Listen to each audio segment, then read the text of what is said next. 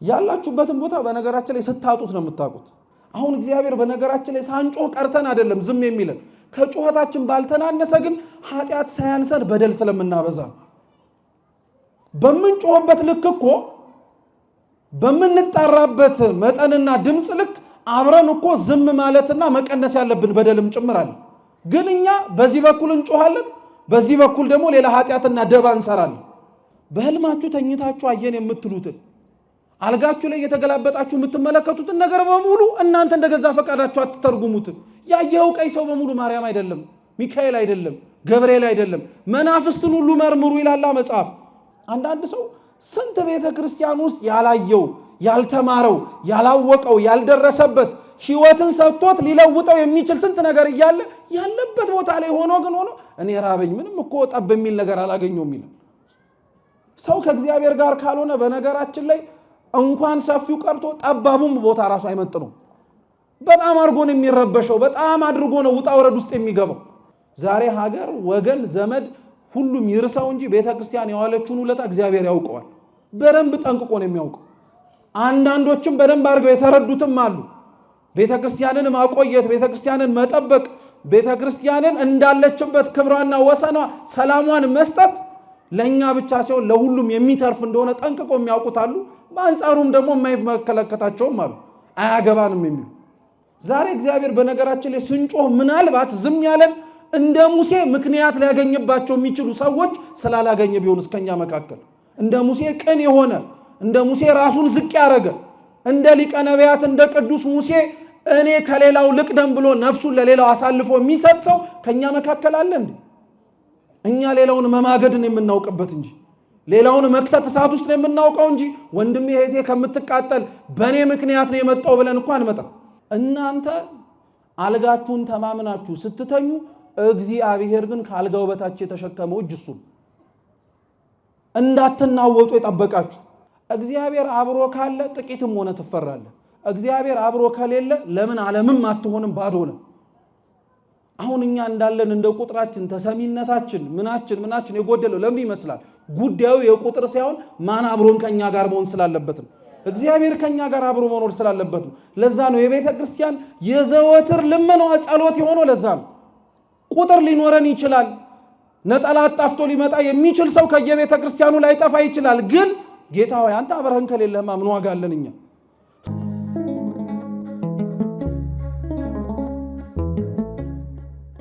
በመጽሐፈ ኢያሱ ምዕራፍ 5 ላይ ተጽፎ በሚገኝ የመጽሐፍ ቅዱስ ክፍለ ምንባብ መነሻነት አድርገን እንደ እግዚአብሔር ቅዱስ ፈቃድ ባለችን ደቂቃ የምንማር ነው የሚሆነው። አስቀድሜ የመጽሐፍ ቅዱሱን ቃል ሁላችሁ መስማት እንድትችሉ በንባብ አሰማችሁና ከሰማን ካደመጥን በኋላ ሁላችን ወደ ትምህርታችን እንሄዳለን። እግዚአብሔር ከሁላችን ጋር ይሁን። እንዲህም ሆነ በዮርዳኖስ ማዶ በባህር በኩል የነበሩት የአሞራውያን ነገሥት ሁሉ በባህሩም አጠገብ የነበሩ የፊኒቃውያን ነገሥት ሁሉ እግዚአብሔር ከእስራኤል ልጆች ፊት የዮርዳኖስን ውሃ እስኪሻገሩ ድረስ እንዳደረቀ በሰሙ ጊዜ ልባቸው ቀለጠ።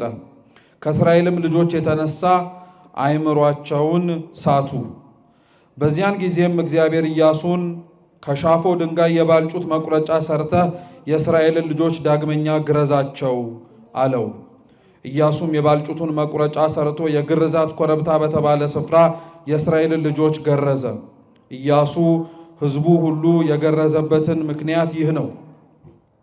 ከግብፅ የወጡ ወንዶች ተዋጊዎች ሁሉ ከግብፅ ከወጡ በኋላ በመንገድ ላይ በምድረ በዳ ሞቱ። የወጡትም ወንዶች ሁሉ ተገርዘው ነበር። ነገር ግን ከግብፅ ከወጡ በኋላ በመንገድ በምድረ በዳ የተወለዱ ሕዝብ ሁሉ አልተገረዙም ነበርና ኢያሱ እነዚህን ሁሉ ገረዛቸው። እግዚአብሔርም ወተትና ማር የምታፈሰውን ምድር ለእኛ ይሰጠን ዘንድ ለአባቶቻችን የማለላቸውን ምድር እንደማያሳያቸው የማለባቸውን ከግብፅ የወጡ የእግዚአብሔርን ቃል ያልሰሙ እነዛ ተዋጊዎች ሁሉ እስኪጠፉ ድረስ የእስራኤል ልጆች 40 ዓመት በምድረ በዳ ይዞሩ ነበረ። ልጆቻቸውን በእነርሱ ፈንታ አስነሳ። እነዚህንም ኢያሱ ገረዛቸው፣ በመንገድ ስለተወለዱ አልተገረዙም ነበርና። በተገረዙም ጊዜ እስኪድኑ ድረስ በሰፈር ውስጥ ተቀመጡ። እግዚአብሔርም ኢያሱን ዛሬ የግብፅን ተግዳሮት ከእናንተ ላይ አስወግጃለሁ አለው። ስለዚህ የዛ ስፍራ ስም እስከ ዛሬ ድረስ ጌልጌላ ተብሎ ተጠራ። የእስራኤል ልጆች በጌልገላ ሰፈሩ። ከወሩም በ14ኛው ቀን በመሸ ጊዜ በዮርዳኖስ ማዶ በኢያሪኮ ምዕራብ ፋሲካን አደረጉ። ከምድሪቱም ፍሬ ቂጣን፣ አዲስ እህል በዚያው ቀን በሉ። በነጋውም ከምድሪቱ ፍሬ ከበሉ በኋላ መናው ቀረ። ከዚያም በኋላ የእስራኤል ልጆች ዳግመኛ መና አላገኙም። በዚያውም ዓመት የፊኒቆንን ምድር ፍሬ ሰበሰቡ። እንዲህም ሆነ፣ ኢያሱ በኢያሪኮ አጠገብ ሳለ ዓይኑን አንስቶ ተመለከተ። እነሆም የተመዘዘ ሰይፍ በእጁ የያዘ ሰው በፊቱ ቆሞ አየ። ኢያሱም ወደ እርሱ ቀርቦ ከእኛ ወገን ነህ ወይስ ከጠላቶቻችን ወገን ነህ አለው። እርሱም እኔ የእግዚአብሔር ሰራዊት አለቃ ነኝ፣ አሁን ወደ አንተ መጥቻለሁ አለ። ኢያሱም ወደ ምድር በግንባሩ ተደፍቶ ሰገደና በባሪያ ዘንድ ምን አቁመሃል አለው። የእግዚአብሔር ሰራዊት አለቃ ኢያሱን አንተ የቆምክባት ስፍራ የተቀደሰች ናትና ጫማህን ከእግርህ አውልቅ አለው። ኢያሱም እንዲሁ አደረገ ይላል። ስለ ቅዱስ ቃሉ የአምላካችን የልዑል እግዚአብሔር ስም የተመሰገነ ይሁን። መጽሐፈ ኢያሱ ምዕራፍ 5 ከቁጥር 1 እስከ 15 ያለውን ወይም ደግሞ ሙሉ ምዕራፍ 5ን ነው እንደ እግዚአብሔር ቅዱስ ፈቃድ አሁን በንባብ ሁላችን ሲነበብ የሰማ ነው። በዚህ ቃል መነሻነት ነው የዛሬውንም ትምህርታችን የምንማረው። ሁሉንም ምናልባት ለማስታወስ ግን ሊከብድ ስለሚችል ይህን ሁሉ በአጭሩ ለትምህርታችን መነሻ ርዕስ የምናረገው የተመዘዘ ሰይፍ ይዞ ከኢያሱ ፊት የቆመው መልአክ የተናገረውን ይሆናል። አብራችሁም በሉ። አንተ የቆምክባት ስፍራ የተቀደሰች ናትና ጫማህን ከእግርህ አውልቅ። እስኪ ድጋሚ ሁላችንም በአንድነት እንበለው። አንተ የቆምክባት ስፍራ የተቀደሰች ናትና ጫማህን ከእግርህ አውልቅ። ሶስተኛ እስኪ እንበለው። አንተ እሺ የቆምክባት ስፍራ ምንህን ከእግርህ አውልቅ፣ ጫማህን ከእግርህ አውልቅ በሚል መነሻ ርዕስ አድርገን ይህንኑ ያነበብነውን ክፍለ ምንባብ መጽሐፍ ቅዱስ ላይ የተጻፈውን ታሪክ እንማራለን። በድጋሚ አምላካችን እንዲያስተምረን የእርሱ ቅዱስ ፈቃድ ይሆንልን። ትላንትና ያከበርነው የታላቁ የገናናው መልአክ የቅዱስ ሚካኤል ዓመታዊ ክብረ በዓል እንዲሁም ዛሬ ህዳር 13 አእላፍ መላእክት ብለን በስም ጠርተን የማናውቃቸው በእግዚአብሔር ዘንድ ግን ስማቸውና ግብራቸው ዘወትር የሚታወቁ ለእኛ አገልግሎት የሚሰጡ ቅዱሳን መላእክት የሚታሰቡበት ክብረ በዓል ነው። በሌሊት በሚደረገው አገልግሎት በቅዱስ ያሬድ ዜማ ላይ በእነዚህ ሁለት በዓላት ላይ የሚቆመው ቃለ እግዚአብሔር የሚደረሰው ምልጣን ቀለሙ የሚዜመው ዜማ በሙሉ ትኩረት ያደረገውና የሚናገረው በዋነኝነት እስራኤላውያን ከግብፅ ባርነት እግዚአብሔር እንዴት ነፃ እንዳወጣቸውና እንዳሻገራቸው። ለዛ ነው ህዳር 12 አንዱ ከሚከበርባቸው ምክንያቶች ውስጥ ከቅዱስ ሚካኤል ሹመቱ ባለፈ ታስቦ የሚለው ትልቁ በዓል እግዚአብሔር አምላክ እስራኤላውያን የተባሉትን የተመረጡትን ዘሮቹን ከግብፅ ባርነት እንዴት ነፃ እንዳደረጋቸው የሚነገርበት የእግዚአብሔርም ድንቅ ሥራ የሚታወስበት ነው። መጽሐፈ ኢያሱ እግዚአብሔር አምላክ በሙሴ አማካኝነት ካጻፋቸው ከአምስቱ ብሔረ ኦሪት በኋላ የሚገኝ የብሉይ ኪዳን የታሪክ መጽሐፍ ነው። መጽሐፈ ኢያሱ ተብሎ ስለሚጠራው ከሙሴ በኋላ እስራኤላውያንን እንዲመራና ቃል የገባላቸውን ምድረ ርስት ከነዓን እንዲወርሱ እግዚአብሔር የመረጠላቸው ከሙሴ በኋላ ተተክቶ ሕዝቡን ያስተዳድር የነበረ መሪ ነው።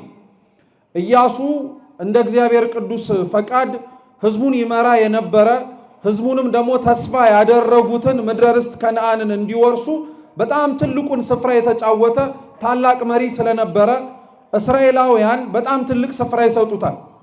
ጌታችን መድኃኒታችን ኢየሱስ ክርስቶስ በዚች ምድር ላይ ተመላልሶ በሚያስተምርበት በዘመነ ስጋዊ ወራቱ ራሱ እስራኤላውያን በጣም ትልቅ ቦታ ከሚሰጧቸው ነቢያት መካከል ሙሴና ኢያሱ በጣም ይጠቀሱበታል።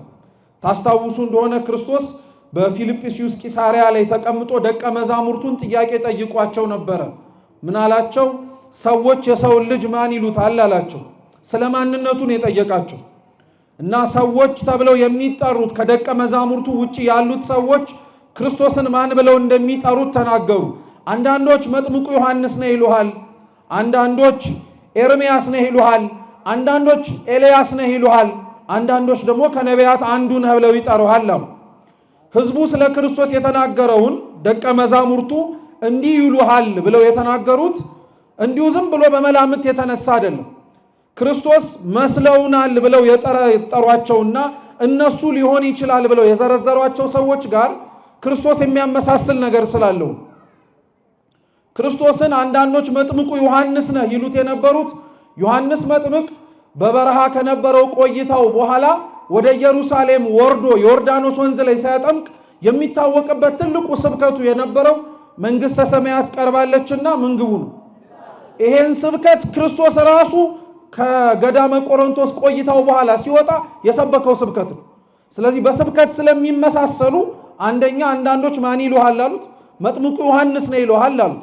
እንኳን በነገራችን ላይ ሕዝቡ የዮሐንስን ራስ ያስቆረጠው ራሱ ሄሮድስ ክርስቶስን መጥምቁ ዮሐንስ ይመስለው ነበር። የማቴዎስ ወንጌል ምዕራፍ 14 ላይ መጥምቁ ዮሐንስ ይመስለው ነበር ተብሎ ተነግሯል። ስለዚህ መጥምቁ ዮሐንስ ክርስቶስን ይመስላቸው የነበረው አንደኛ ስለ ስብከቱ ነው። ሁለተኛው ክርስቶስ መጥምቁ ዮሐንስ ነህ እያሉ ይናገሩት የነበሩት ዮሐንስ የሚታወቀው ትልቁ አገልግሎቱ ማጥመቅ ነው። የዮሐንስ ወንጌል ምዕራፍ 3 ላይ ክርስቶስ ከተጠመቀ በኋላ መርጦ አብረውት እንዲማሩ እንዲውሉ እንዲያድሩ ያዘጋጃቸው ደቀ መዛሙርቱ ያጠምቁ ነበር። በሄኖን አውራጃ ሕሙማንን ያጠምቁ ነበር እና የዮሐንስ ደቀ መዛሙርት ተሰብስበው ክርስቶስን ከሰሱት። ዮሐንስ ጋር ሄደው አንተ በዮርዳኖስ ያጠመቀው እሱ ደግሞ በሄኖን አውራጃ እያጠመቀ ነው አሉት እና ዮሐንስ ወንጌል ምዕራፍ 13 ላይ በግልጽ ይናገራል። ምን ይላል? እርሱ ሳይሆን ደቀ መዛሙርቱ ነበር ሲያጠምቁ የነበሩት ይላል። እየሰማችሁ ነው? ደቀ መዛሙርቱ ነው ሲያጠምቁ የነበሩት። ግን ሕዝቡ ለዮሐንስ ሄዶ ሲናገር ማን ያጠምቅ ነበረ ያለው? ክርስቶስ ያጠምቅ ነበረ ብለው ነው የተናገሩት። እና አባቶቻችን ይሄንን ሲያስተምሩ ምን ይላሉ? ክርስቶስ ያጠምቀው የነበረው ጥምቀት በደቀ መዛሙርቱ አድሮ የሚደረግ ስለሆነ ዛሬም በካህናቱ እጅ የምንጠመቀው ጥምቀት በማን እንደተጠመቀን አምነን የምንቀበለው በክርስቶስ የምንቀበለው። እነሱ አጠመቁን ሳይሆን ማን አጠመቀን የምንለው ክርስቶስ አጠመቀን። እነሱ ወለዱን ሳይሆን የምንለው ማን ወለደን ድጋሚን የምንለው የእግዚአብሔር መንፈስ ክርስቶስ ወለደን ድጋሚን የምንለው። ስለዚህ መጥምቅ ዮሐንስ ነው የሚሉት ምክንያት አላቸው። አንዳንዶች ደግሞ ኤርምያስ ነው ይሉሃል አሉት። ኤርምያስ በብሉይ ኪዳን ከነበሩ አበይት ነቢያት መካከል አንዱ ነው። ኤርምያስ በጣም የሚታወቀው አባቶቻችንም ሲያስተምሩ አልቃሻው ነብይ ነው የሚሉት ነብዩ ኤርምያስ።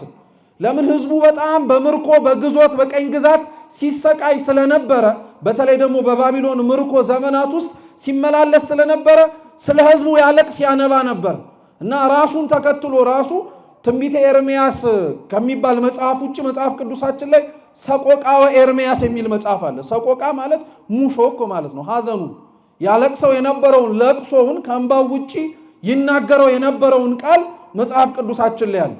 ስለዚህ ኤርምያስ አልቃሻ ነው።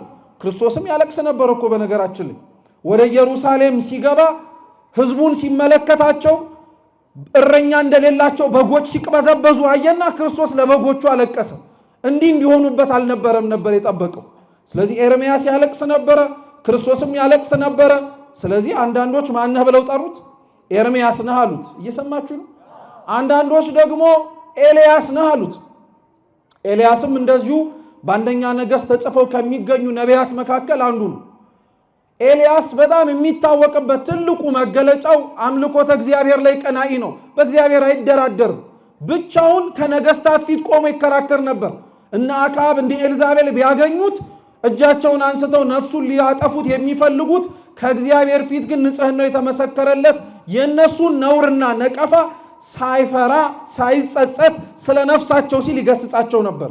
በነገራችን ላይ ኤልያስ አክዓብና ኤልዛቤልን ይገስጻቸው ከሥራቸው እንዲመለሱ ያስተምራቸው የነበረው ጀብደኛ መሆኑን ለማሳየት አይደለም። እየሰማችሁ ነው? ጀብደኛ መሆኑን ደፋር መሆኑን ጀግና መሆኑን ለማሳየት ብቻ አይደለም። በዋነኝነት ኤልያስ አክዓብን ኤልዛቤልን እንደዛ ይናገራቸው የነበረው በኤልያስ ላይ አድሮ ይናገር የነበረው የእግዚአብሔርን መንፈስ ድምፁን ጆሮአቸውን ከፍተው ቢሰሙት ኖሮ ለራሳቸውም ለነፍሳቸውም ድህነትና መመለስ እንዲሆናቸው። አሁን እኮ በነገራችን ላይ ትንሽ መናገር እንችላለን የምንባል ሰዎች የምንናገርበትንም ዓላማ ጠንቅቀን ማወቅ አለብን። ጀግና ለመባል ሰው አያወራም። እየሰማችሁ ነው? በተለይ ቤተክርስቲያን ሰው ጀግና ለመባል እሱማ በጣም ምን ያልተናገረው ነገር አለ በጣም ቆፍጣና ነው እንዲባል አይደለም ማውራት ያለበት። ሰው ማውራት ያለበት ሰው መናገር ያለበት ለነፍስ ድህነት የሚጠቅምና የሚበጅ ነገር ሲሆን ነው። አለበለዚያ ዝምታ ይሻለዋል። እንዲሁ ዝም ቢል ይሻለው። ስለዚህ ኤልያስ ፊት አይቶ አያዳላ መናገር ያለበትን ይናገር ነበረ። ክርስቶስም ያው ነው። ፈሪሳውያንን ሰዱቃውያንን በቤተ መቅደሱ ዙሪያ የነበሩትን እርሱ የሾማቸውን ሰዎች ስለ ሹመታቸው ብሎ ዝም አላላቸውም ነበር። ሲያጠፉ ጥፋተኛ ናችሁ እያለ ይናገር ነበር። ስለዚህ እንደ ኤልያስ ክርስቶስም ለራሱ መንግስት ቀናኢ ነው። ስለዚህ አንዳንዶች ኤልያስ ነህ አሉት፣ ሌሎች ደግሞ ከነቢያት መካከል አንዱ ነህ አሉት። እስኪ ሌሎች ደግሞ በሉ ከምኖች መካከል ስንቱ ነህ አሉት። እስራኤላውያን ነቢያት ብለው የሚጠሯቸው በነገራችን ላይ ሙሴና ኢያሱ ነው። ግን አይገርማችሁም? ዮሐንስም እኮ መጥምቁ ማለት ነው ነብይ ነው። የብሉይ ኪዳን የመጨረሻው ነብይ፣ ለሐዲስ ኪዳን የመጀመሪያው ሐዋርያ ዮሐንስ መጥምቅ ነው። በረከቱ ለሁላችን ትድረሰን። ኤልያስም ነብይ ነው፣ በደንብ ተጠንቅቆ የሚታወቅ ነው። ኤርምያስም ነብይ ነው፣ በደንብ ነው የሚታወቀው። ግን እነሱን ከነቢያት መካከል አንዱ ነህ ብለው አልጠሯቸው፣ በየስማቸው ነው የጠሯቸው። ነብይ ነው ብለው ግን ለመጥራት የሚፈልጉት እነሱ ሙሴና ኢያሱ ነው። ክርስቶስ እርግጥ ነው ሙሴን የሚመስልበት ነገር አለ፣ ኢያሱንም የሚመስልበት ነገር አለ። ሙሴን የሚመስለው ሙሴ ግብፃውያንን እስራኤላውያንን ከግብፅ ባርነት ነፃ እንዳወጣቸው ግብፅ በተባለች በሲኦል ውስጥ ስንሰቃይ የነበርነውን እኛን ያወጣን አማናዊው ሙሴ ክርስቶስ ስለሆነ ሙሴ ነህ ብለው ቢጠሩት ምንም የሚያስደነግጥ ነገር አይደለም። በግብር ስለሚመሳሰሉ ነው። ኢያሱም ተመሳሳይ ነው። ከነዓንን እንዳወረሳቸው ሁሉ ርስት መንግስተ ሰማያትን ያወረሰን ማን ነው? ክርስቶስ አምላካችን ነው። ስለዚህ ሙሴ ነህ ወይ ኢያሱ ነህ እያሉ ይናገሩት ነበረ ማለት ነው። እና ጌታችን ኢየሱስ ክርስቶስ በጣም ህዝቡ ለእስራኤላውያን በጣም ትልቅ ቦታ ያላቸው እነዚህ ኢያሱን እነዚህ ሙሴንና ሌሎችም ነቢያትም በጣም ትልቅ ቦታ እንዳላቸው እንዳናውቀው ነው ኢያሱ። ስለዚህ እስራኤላውያን ከግብፅ ባርነት የወጡበት ጊዜ ላይ ከሙሴ ጋር የነበረ አንድ ሰው የመጀመሪያው ጸአት ተብሎ የሚነገረው ወይንም ደግሞ የመጀመሪያው መውጣት የሚባለው እንደምታውቁት እንግዲህ እስራኤላውያን ከግብፅ ባርነት የወጡበትን ወደ ግብፅ የገቡበትን እንዴት እንደወጡ ግን በተወሰነ መልኩ ላስታውሳችሁ። ለምን መሰረታዊ የሆኑ መማሪያ ክፍሎችና ነጥቦች ስላሉት። እየሰማችሁ ነው? እግዚአብሔር ከሁላችን ጋር ይሁን። እስራኤላውያን ወደ ግብፅ የወረዱት እንግዲህ በረሃብ ነው እንደምታውቁት። ያዕቆብ ይኖርባት የነበረችው ቦታ ላይ እና ዙሪያቸው ላይ በጣም ትልቅ ረሃብ ተነሳ።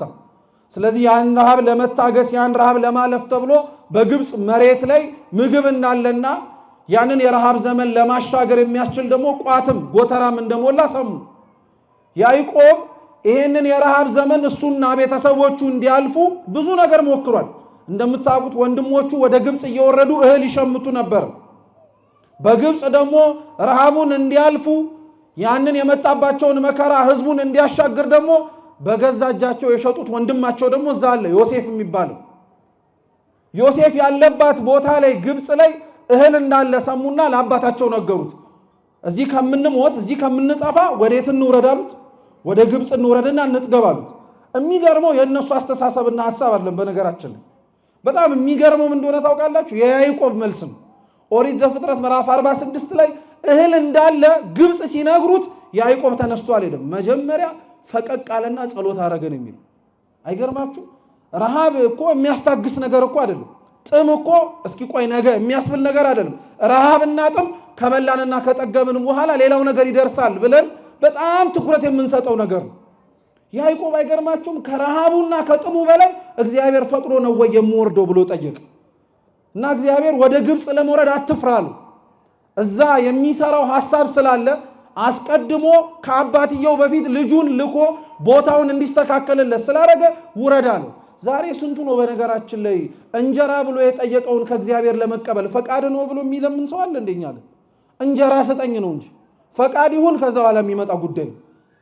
ያዕቆብ ግን ከሚበላው እንጀራ በላይ ያሳሰበው የማን ፈቃድ ነው? እግዚአብሔር ፈቃድ ነው። መውረዴን ትፈቅዳለህ ወይ? መሄዴን ትመኝልኛለህ ወይ አለ። ብዙ ነገር ነው የለመነው። ቤት ገብታችሁ አንብቡት። እግዚአብሔር እሺ አትፍራ ውረድ አለው። 72 ነፍሳት ሆነው ይላሉ አባቶቻችን ከነበሩበት ቦታ ላይ ወረዱ። ግብጽ ደረሱ። ታሪኩን ለማሳጠር ዮሴፍን መጀመሪያ ላይ አላወቁትም ነበረ፣ በኋላ ላይ ግን አወቁት።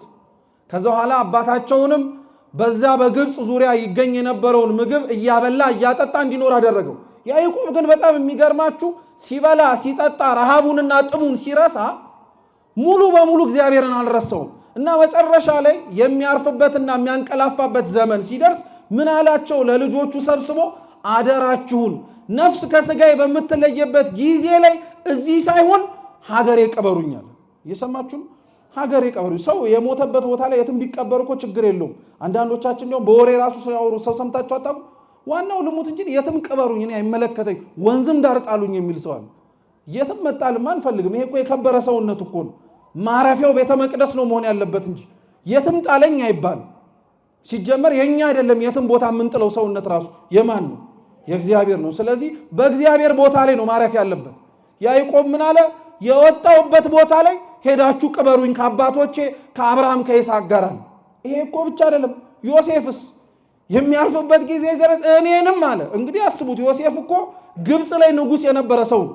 ከንጉሱ አንድ ወደ ታች ወርዶ እንደራሴ ሆኖ ይመራ የነበረ መሪ ነው። ግብጽ እንደምታከብረው ልክ ግብጽ መቀበር ግን አልፈለግም። ግብጽ ማረፍ አልፈለግም። ግብጽ የስጋው መቀመጫ እንዲሆን አልፈለግም። አባቶች ያረፉበት አባቴ ያለበት ቦታ ሂዱና ቀበሩኛል። ሁለቱም ዮሴፍም ያዕቆብም በሚባል ደረጃ ማለት ነው እስራኤላውያን በእያንዳንዱ እንቅስቃሴያቸው ላይ አባቶቻቸውን የሚወዱበትና የሚፈቅዱበት ዋሻ ወይንም ደግሞ ማረፊያ ቦታ ያሳርፏቸዋል። ሲንቀሳቀሱ ደግሞ ሬሳቸውን ይዘው ይንቀሳቀሱ ነበር። ለአባቶቻቸውና ለቃል ኪዳኖቻቸው ያላቸው ቦታ በጣም ትልቅ ቦታ ስለሆነ ነው። ጭብጡ ግን ምን መሰላችሁ? በጣም የሚገርማችሁ ነገር ያዕቆብ ተሰዶ የመጣበት ቦታ ከነዓን እንደሆነ ታውቃላችሁ። ያዕቆብ እኮ መጀመሪያ ከነዓን ነበር። ከነበረበት ከከነዓን ነው ተነስቶ ወደ ግብጽ የወረደ። ከግብጽ ደግሞ ገብተው ተመልሰው ወዴት ነው መሄድ የፈለጉት? ወደ ከነዓን። ያላችሁበትን ቦታ በነገራችን ላይ ስታጡት ነው የምታውቁት። ከነዓን እኮ በጣም የምታምር በጣም ማርና ወተት ታፈልቃለች ትሰጣቸዋለች ተብላ ቃል የተገባችላቸው ቦታ ናት። መጀመሪያውኑ ነበሩበት። ከነዓን ቦታ ላይ ይኖሩበት ነበረ፣ ግን እህል አጡበት። እኔ በጣም ነው የሚገርማችሁ። ከነዓን እንደ አንድ ሰፈር አድርጋችሁ እንዳታስቡት። በነገራችን ላይ ከነዓን በጣም ትልቅ ከተማ፣ በጣም ትልቅ ስፍራ ነው። እንዴት 72 ሰው አገር ይጠበዋል? እስኪ አስቡት ለራሳችሁ ማለት ነው። 72 ሰው አገር ይጠበዋል። 72 ሆነው የምንበላው አጣን አሉ። ስንት እኮ ያላደረሱት ያላዩት ያልተመለከቱት እኮ አገር አለ ከነዓን ላይ። እዛው ያለችባቸው ቦታ ላይ ግን ሆነው ራበን ጠማን አሉ። አንዳንድ ሰው ስንት ቤተ ክርስቲያን ውስጥ ያላየው ያልተማረው ያላወቀው ያልደረሰበት ሕይወትን ሰጥቶት ሊለውጠው የሚችል ስንት ነገር እያለ ያለበት ቦታ ላይ ሆኖ እኔ ራበኝ ምንም እኮ ጠብ የሚል ነገር አላገኘውም ይላል። ሰው ከእግዚአብሔር ጋር ካልሆነ በነገራችን ላይ እንኳን ሰፊው ቀርቶ ጠባቡም ቦታ ራሱ አይመጥነው። በጣም አድርጎ ነው የሚረበሸው። በጣም አድርጎ ነው ውጣ ወረድ ውስጥ የሚገባው። ከነዓን እንዴት ይጠባል? እስኪ አስቡት። እነሱ 72 ሆነው ከነዓን ጠበበን አሉ። እግዚአብሔር እኮ ከግብጽ ባርነት ህዝቡን ነፃ ሲያወጣው እኮ 600 ሺህ አድርጎ ከነዓን ሊያስገባቸው ነበር። እንግዲህ አስቡት 72 ሆነው አልበቃንም ያሉት መሬት ላይ እግዚአብሔር 600 ሺህ ህዝብ አድርጎ መልሶ ሊያመጣቸው ነው። ምን ቁም ነገር ያለው መሰላችሁ? ቦታችሁ ላይ የሚያጠግባችሁ የሚያረካችሁ ያለው ግብአትና የሚሟላው ነገር በሙሉ መሰናዳቱ አይደለም። ቦታው ላይ እግዚአብሔር አለ ወይስ የለም? ለዛ ነው አባቶቻችን ረድኤተ እግዚአብሔርን የእግዚአብሔር መገኘትን እንደ ቀላል ጉዳይ ይመለከቱት። ዜና አበው ላይ ለዛ ነው ይሄን ሐሳብ እንድንረዳው አንድ ታሪክ አለ። ለረጅም ዓመታት በጾም በጸሎት ተወስነው ይኖሩ የነበሩ አንድ አባት ነበሩ ይባላል እና እኚህ አባት ለ40 ዓመት ያክል ከዘረጉ ሳያጥፉ ካሉበትም ቦታ ሳይወጡ ፍሩክታ መካከል ማለትም ደግሞ በጣም ጠባብ የሆኑ አለት አጣብቂኝ ውስጥ ገብተው መራር የሆነ ቅጠል እየበሉ ይጾሙ ይጸልዩ ነበር። ስንት ዓመት? 40 ዓመት። እግዚአብሔር አምላክ ጽናታቸውን ተጋድሏቸውን የቆዩበትን ዘመን ተመለከተና ከፊት ለፊታቸው ተገልጦላቸው ወዳጄ ልፋትህን ድካምህን ለኔ ብለህ የከፈልከውን ዋጋ ተመልክቻለሁ። ዘመኑም እጅግ ብዙ እንደሆነም አይቻለሁ። እንደ ስራዬ ልክፈልህ ወይስ እንደ ቸርነት ያለ? እኚህ አባት የእግዚአብሔርን ቸርነት እስካሁን አላወቁትም። 40 ዓመት ግን ጠባብ ዋሻ ውስጥ እንደቆሙ ያውቃሉ። 40 ዓመት ግን እየመረረ ቅጠል እየበሉ እንደታገሱ አውቀዋል። ስለዚህ የእጃቸው ላይ ያለውን ቦታና እጃቸው ላይ ያለውን ፍሬ ተመለከቱና እንደ ስራዬ ክፈለኝ አሉት። እንደምን እግዚአብሔር አምላክ እንደ ቃል ይሁንልህ እና ይህ አባት ተመልሶ ከነበረበት ቦታ ላይ ያቺ ጠባ ቆሞ ይጸልይባት የነበረበት ቦታ ላይ ልክ ሲገባ ቦታው ጠበበ። 40 ዓመት እኮ ጠበቱ አልታወቀው። 40 ዓመት እኮ እንዳጣበቀው አላወቀ። ልክ እንደ ስራዬ ከፈለኝ ብሎ ቦታው ላይ ግን ሲቆም ቦታው ጠበበው። ልክ እንደ ስራዬ ከፈለኝ ብሎ ሲመለስ ይበላው የነበረውን ያ መራሩን ጣዕም ያለውን ቅጠል ሲቀምሰው ጭራሽ መረረው። ድሮ ለካ ያጣፈጠለት ድሮ ለካ ተጠባባ የሆነች ቦታ ላይ ቆሞ እንደ ሰፊ ሁኔታ እንዲንቀሳቀስ ያደረገው የራሱ ስራ ሳይሆን የማንቸርነት ነው። ሰው በዚህ መሬት ላይ ሲኖር በነገራችን ላይ ቀላል ነገር አይደለም። እግዚአብሔር እንደ ቸርነት ክፈለኝ ማለት አንዳንዶቻችን እንዲሁ ዝም ብለን ቃል ይመስለናል። ስራችን ምንም ነገር እንደማያመጣ ጠንቅቀን ስለምናውቀው ስራችን ምንም ነገር ጠብ እንደማያደርግ በደንብ ስለተረዳነው ነው። ከምናወጣው ከጉልበታችን በላይ በጣም የምንተማመንበት ነገር የማን ቸርነት ነው? እግዚአብሔር ለሁላችን ቸርነቱን ያርቅብን። ስለዚህ እስራኤላውያን ቸርነቱ ርቋቸው ስለነበረ 72 ሆኖ ቦታው ጠበባቸው። ከቸርነቱ ጋር አብረው ግን ሲሆኑ 600 ሺህ ሆነው ኑ ግቡበት አላቸው እግዚአብሔር። ያ የነበሩበት ያ የወረዱበት የግብጽ ከተማ ብዙ ስቃይ አይተውበታል፣ ብዙ ተንገላተውበታል፣ ተጨንቀዋል፣ ተገፍተዋል። እንደ ላባቸው እንደ ድካማቸው አልተሰጣቸውም። ያበረከቷቸውን ነገሮች ራሱ በእነሱ ስም አይጠራም። ዛሬ የትኛውም ሰው ሀገረ ግብጽን ለመጎብኘት ሲሄድ እኮ በእስራኤላውያን ላብ የተገነባውን ፒራሚድ አይቶ ይሄ እስራኤላውያን የሰሩት አይደለም፣ ይሄ ግብጽ መስዕብ ነው የሚሉ ግን ያን ጡብ ደርድረው አገሪቷ የምትጠራበትን ስራ የሰሩት እነማን ናቸው? እስራኤላውያን ናቸው።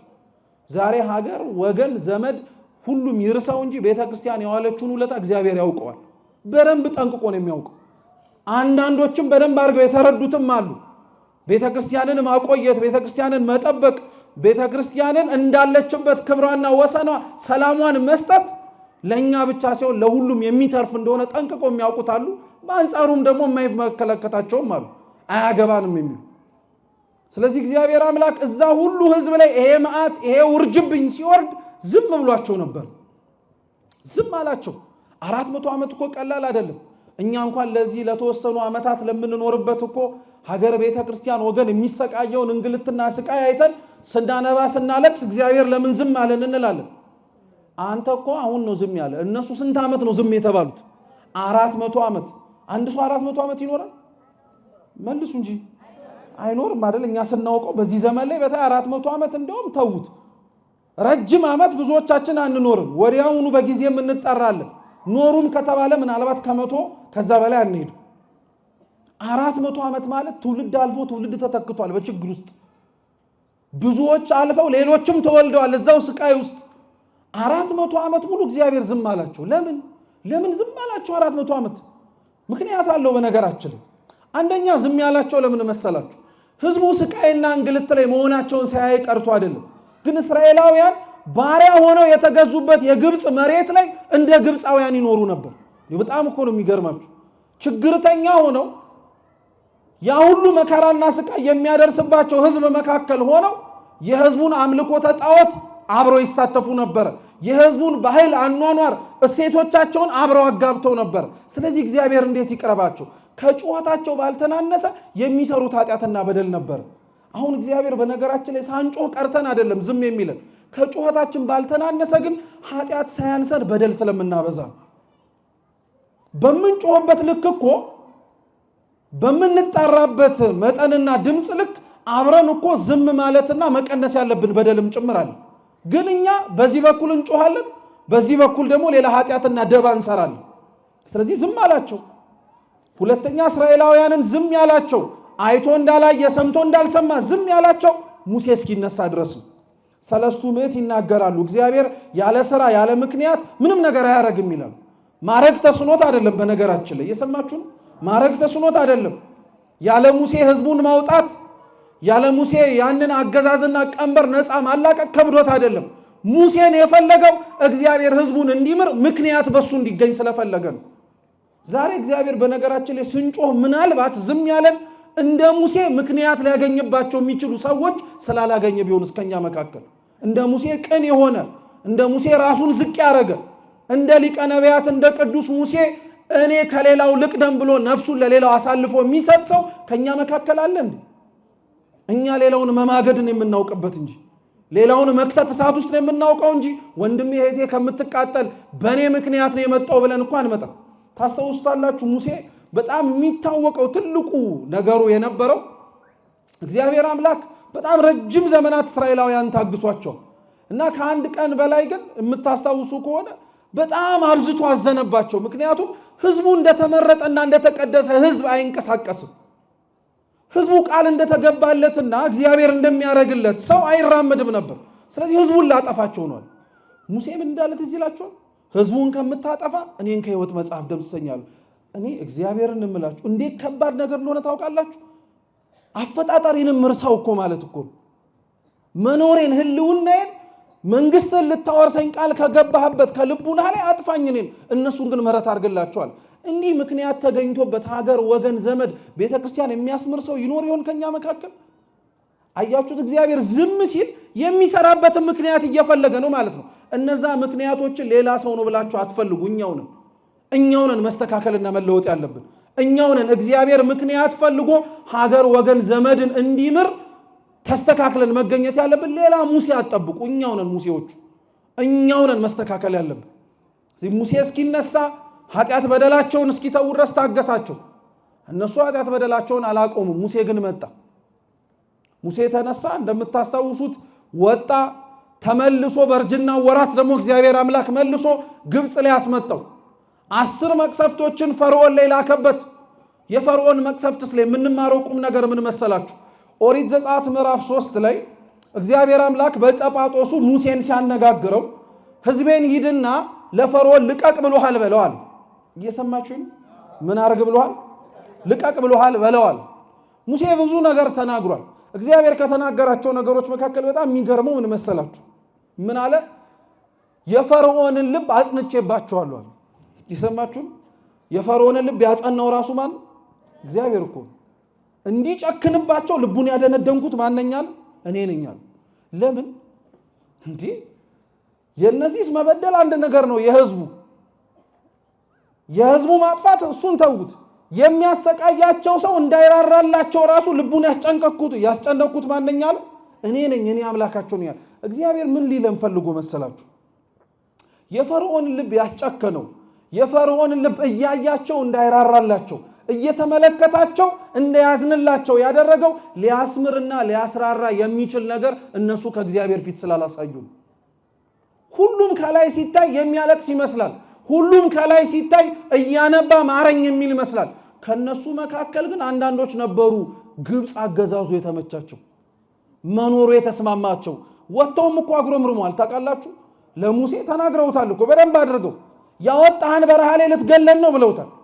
ካንተ ከዚህ ከምታሰቃየን በረሃ የግብፅ ሽንኩርት ይሻለናል ብለውታል።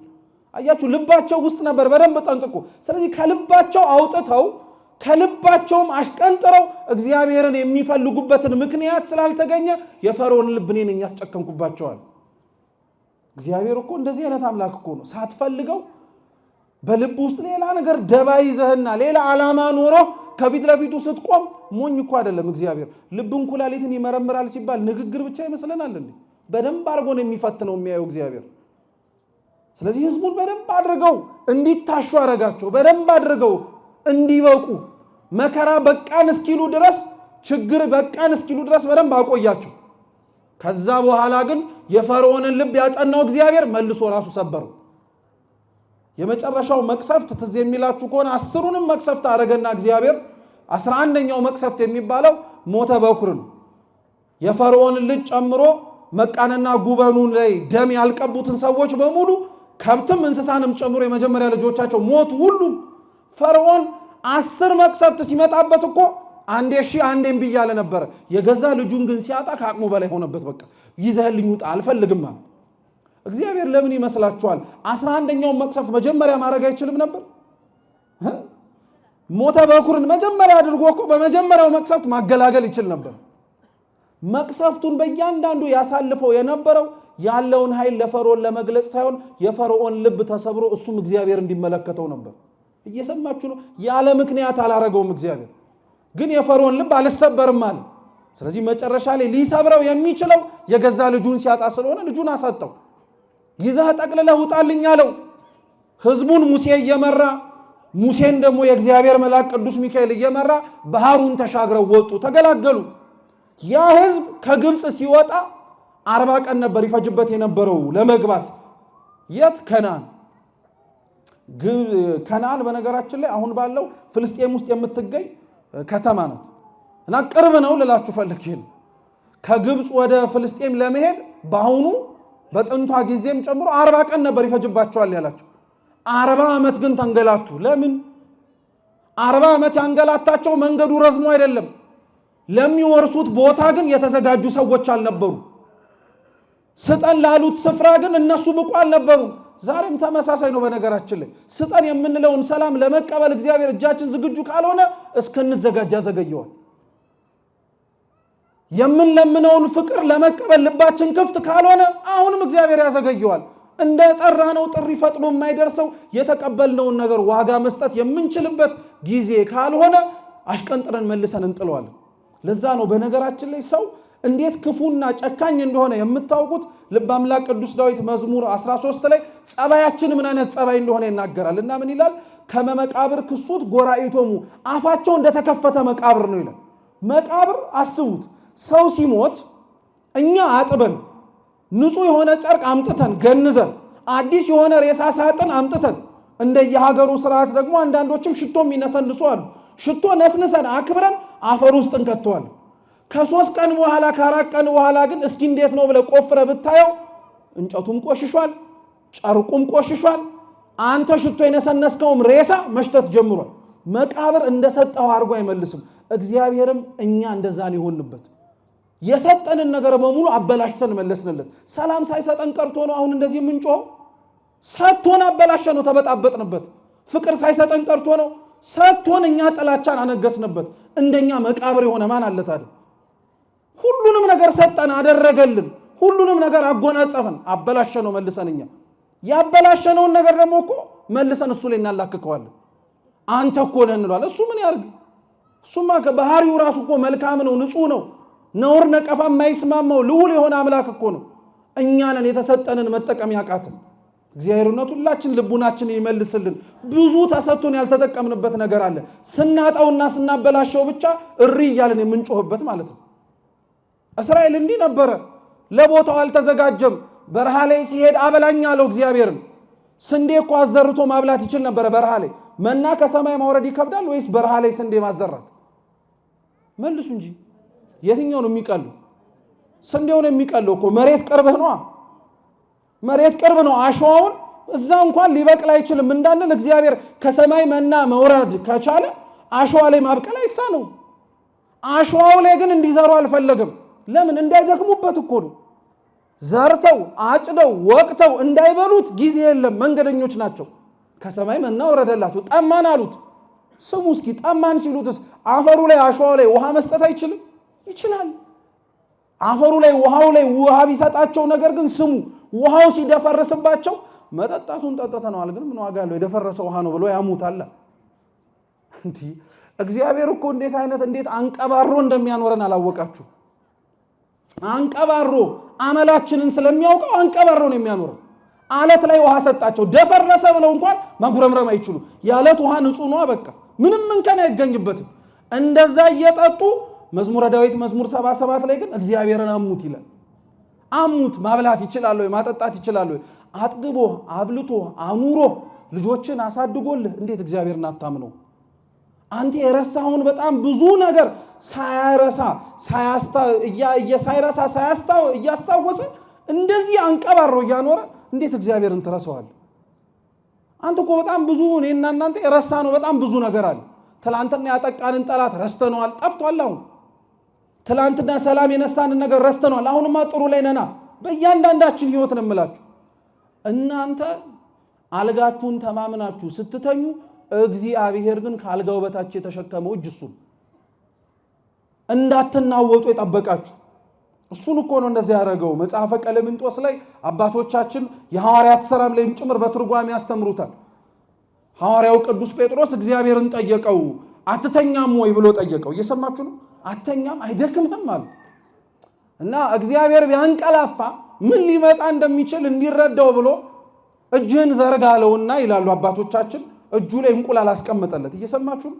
አስቀመጠለትና ቅዱስ ጴጥሮስ በመለኮታዊ ስልጣኑ እንዲያንቀላፋ አዘዘው እና ወዲያውኑ እንቅልፉ ሲመጣበት ቅዱስ ጴጥሮስ እጁ ላይ ያለው እንቁላል ወድቆ ተሰበረ እና እግዚአብሔር ምን አለው? ባንቀላፋ እንዲህ የምትሆኑት አለ። ለዛ እኮ ነው እረኛችን አይተኛም አያንቀላፋም፣ እስራኤልን የሚጠብቀው አይተኛም አያንቀላፋም የምንለው ለዚህ ነው። እኛ ነን ያንቀላፋንበት እንጂ እግዚአብሔር አንቀላፍቶብን አያውቅም። መተኛታችንን አይቶ እንኳን እግዚአብሔር ከመቀስቀስ አንድ ቀን ቦዝኖ ያውቅ። ስለዚህ እግዚአብሔር አምላክ ሕዝቡን አላቸው የሚሆኑ አይደሉም። አብዛኞቹ በረሃ ላይ ቀሩ። አብዛኞቹ ትወርሳላችሁ የተባሉትን ቦታ ሳያዩት ቀሩ። እንዲህ ከመሆን እግዚአብሔር ይጠብቀን። እውነት አስባችሁታል? ቃል ተገብቶላችሁ ያን ሁሉ ዘመን ተንገላታችሁ የምታገኙትን በረከት ሳታገኙ ባጭር መቅረት እግዚአብሔር ከልክሎ አይደለም። እኛ እዛ በረከት ላይ ለመድረስ ግን የሚያስችለውን ነገር ቀድመን ስላላሟላ ቀሩ። አብዛኞቹ ሞቱ። ሙሴም አንቀላፋ። ከዛ በኋላ ኢያሱ መጣ። ለዛ ነው መጽሐፈ ኢያሱ ምዕራፍ 5 አሁን ከአንድ ጀምሮ ሲነበብ እንደሰማችሁት አዲስ ትውልድ ተነሳ። ያን አዲስ ትውልድ ኢያሱ ከነዓንን መውረስ እንዲችሉ መንገድ ይዟቸው ሄደ። መንገድ ላይ ሲሄዱ ትላንትና ከትላንትና በፊት ስተያም በሚጓዙበት በእያንዳንዱ መንገድ ጠላቶች ይገጥሟቸዋል። የሚያጠቋቸው፣ የሚገፏቸው፣ የሚተናኮሏቸው ነበሩ። አብዛኞቹን እያሸነፉ ነው ሄዱት። ቦታቸው ላይ እግዚአብሔር እስኪደርስ ድረስ ያሉበት ቦታ ላይም ደግሞ እስኪያርፉ እግዚአብሔር እየጠበቃቸው ነበር። መልአኩን ልኮ ሕዝቡን እግዚአብሔር ሲጓዙ ከመሬት አንድ ስንዝር ከፍ አድርጎ አሸዋው እንዳያቃጥላቸው፣ ከላይ ያለው የበረሃው ፀሐይ እንዳያግላቸው በደመና ጋርዶ፣ ከኋላ ያሉት ጠላቶቻቸው መጥተው እንዳይደርሱባቸው በደመና ሸፍኖ ከፊት ያለውን መንገዳቸውን እያከናወነ ሚካኤል ይመራቸው ነበር። ምንም ነገር አልሆኑ። እንደዚህ እየተንከባከበ ወሰዳቸው። ሲነበብ እንደሰማችሁት ዮርዳኖስን ወንዝ ግን ልክ እንደተሻገሩ ዙሪያቸው ላይ የነበሩት ሰዎች እስራኤላውያን እግዚአብሔር የዮርዳኖስን ወንዝ እንዳሻገራቸው እና አብሯቸው እንደሆነ ሲሰሙ ልባቸው ቀለጣል። እስኪ ልባቸው ቀለጠ በሉ እንጂ ምናቸው ቀለጠ? ልባቸው የቀለጠው እነዛ ጠላቶቻቸው ሕዝቡን የፈሩት ምን ስለሆነ ነው? ሕዝቡ ቁጥሩ ብዙ ስለሆነ አይደለም፣ እግዚአብሔር አብሯቸው ስላለ። እግዚአብሔር አብሮ ካለ ጥቂትም ሆነ ትፈራለህ። እግዚአብሔር አብሮ ከሌለ ለምን ዓለምም አትሆንም፣ ባዶ ነው። አሁን እኛ እንዳለን እንደ ቁጥራችን ተሰሚነታችን ምናችን የጎደለው ለምን ይመስላል? ጉዳዩ የቁጥር ሳይሆን ማን አብሮን ከኛ ጋር መሆን ስላለበት ነው። እግዚአብሔር ከኛ ጋር አብሮ መኖር ስላለበት ነው። ለዛ ነው የቤተ ክርስቲያን የዘወትር ልመናዋ ጸሎት የሆነው። ለዛ ነው ቁጥር ሊኖረን ይችላል። ነጠላ አጣፍቶ ሊመጣ የሚችል ሰው ከየቤተ ክርስቲያኑ ላይጠፋ ይችላል። ግን ጌታ ሆይ አንተ አብረን ከሌለህማ ምን ዋጋ አለን እኛ? ሕዝቡ ጠላቶቻቸው ይፈሯቸው ነበረ። ገና መራመድና ኮቴያቸውን ሲሰሙ ይደነግጡ ነበር። ምክንያቱም አብረው ብቻቸውን የሚሄዱት ሕዝብ አይደለም፣ እግዚአብሔር አብሯቸው አለ። ጠላት እንዲፈራ፣ ጠላት እንዲሰነጠቅልህ፣ ጠላት ከፊት ለፊት ያለው በሙሉ እንዲታለፍ የምትፈልግ ከሆነ አብሮ እግዚአብሔር እንዲሆን ለምን ሌላ ነገሩን ቶ ጠላትን ማጥፊያ እንትንን ማራቂያ ሌላ ገለመኔ ቅብር ጥሶ እያለ ስር መማሱን ቅጠል መበጠሱን ቶ አትድከም። እግዚአብሔር የእውነት አብሮ ካለ ማንም አብሮ ሊጠጋ አይችልም። ማንም አብሮ ቀና ብሎ ሊያይ አይችልም። ልባቸው ይቀልጣል እኮ ማለት ቀላል ነገር መሰላችሁ እንዴ? ልባቸው ይቀልጣል ማለት እኮ የውጭ ያለ ፍርሃት አለ፣ ውስጣቸው ይርዳል፣ ይንቀጠቀጣል። ሕዝቡን ሲያዩ እግዚአብሔርን ያሉ። ዛሬ እኛን አይቶ እግዚአብሔርን የሚያይ ማን አለ? ስንታይ መልካችን የእግዚአብሔርን ይመስላል። ስንታይ ስራችን እግዚአብሔርን ይመሰክራል። ስንታይ ቁጥራችን ውስጥ የማይቆጠረው የእግዚአብሔር መላእክት በመካከላችን የቆሙ ይመስላል። አንመስልም። እውነታው ይሄ አንመስልም። ስራችን፣ ንግግራችን፣ ተግባራችን፣ ሁሉ ነገራችን አይስማማም ከእግዚአብሔር ጋር። ስለዚህ እየተራመድን ብዙ ሆነን የማንፈራው ብዙ ሆነን ድምጻችን የማይሰማው ጫሂ ስለጠፋ አይደለም። እግዚአብሔር አብሮን አለ ወይስ የለም ብሎ የሚጠይቅ ልቡን ያለው ሰው ምናልባት ከኛ መካከል ስለታጣም ሊሆን ይችላል። ስለዚህ ልባቸው ቀለጠ፣ ፈሩ። ኢያሱንም እግዚአብሔር እንዲህ አለው አለ አሁን የምትገቡባትን ምድረ ርስት ከነዓንን የምትወርሷት እንዲሁ ተነስታችሁ ስለመጣችሁ አይደለም። የባልጩት ድንጋይ አንሳና ህዝቡን ሁለተኛ ጊዜ ግረዛቸዋል። የመጀመሪያው ህዝብ የተገረዘው በረሃ ላይ ቀርቷል። እነዚህም ከነሱ ስለተወለዱ ብቻ ሳይሆን ስለተገረዙ ስለሆነ የሚገቡት ግረዛቸዋል። ግዝረት ኦሪት ዘፍጥረት ምዕራፍ 12፣ 13፣ 14፣ 15 በተደጋጋሚ የአብርሃምን ቃል ኪዳን ለማክበር እግዚአብሔር አምላክ የሰጠው ቃል። የአብርሃም ዘር ከሌላው ዘር ይለይ የነበረው ወንዱ ተገርዞ ነው፣ ሴቷ ደግሞ በድንግልና ደሟ ነበር። ስለዚህ ህዝቡን ግረዛቸዋል። አንድም ዘራቸው ከአብርሃም እንደሆነ እንዲታወቅ፣ አንድም የሚገቡባት ከነዓንን የሚወርሱት ከተገረዙ ሰዎች ስለተወለዱ ሳይሆን እነሱም ምን ሲሆኑ ነው? ስለተገረዙ። ዛሬ እኮ ክርስቲያን መሆናችንን ምናልባት ከወላጆቻችን ተወልደን ካልሆነ በቀር እኛ ላይ የሚነበብብን ሰዎች ካልሆነን ማለት መወለድ ብቻ እኮ በነገራችን ላይ ክርስቲያን እኮ አያረግም። ታውቃላችሁ? መወለድ ብቻ አያረግም። አባ ጊዮርጊስ ለዛ እኮ ነው ያርጋኖን ጸሎቱ ላይ እመቤታችንን እመቤቴ ወይ ክርስቲያን ያርግኝ ይላታል እንጂ እንደሱ ማን ክርስቲያን አለና እንደ አባ ጊዮርጊስ? ግን ክርስቲያን ማለት ከመወለድም ያልፋል። ክርስቲያን ማለት ወላጆቻችን ክርስቲያን ሆነው ከመወለድም በላይ ትልቅ ትርጉም አለው። የምንወርሳት ከነዓን የተባለችውን የእግዚአብሔርን መንግስተ ሰማያትን የምንወርሰው ወላጆቻችን ክርስቲያን ሆነው ስለተወለዱ ብቻ ሳይሆን እኛም ስንገረዝ ነው። ግዝረት ማለት ለሐዲስ ኪዳን ጥምቀት ማለት ነው። እስኪ አስቡት፣ ወላጆች የሆናችሁ እዚህ ውስጥ ልጆቻችሁን ስለወለዳችኋቸው ብቻ ክርስቲያን ይሆናሉ?